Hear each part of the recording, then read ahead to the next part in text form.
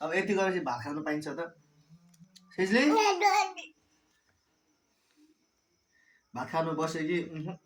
नछोड्ने बाबाको भातमा हमला बाबा मामला खानु फेरि मैले खुवाउँदा चाहिँ खाँदैन है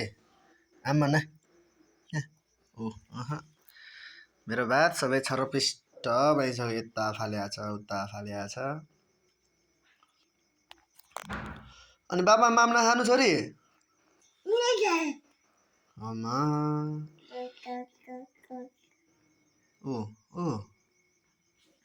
अनि बाबालाई भोकी लाग्दैन आलु लिनुस् आलु ने आलु लिनुस् ल आमा गर्नु ल भातै चाहियो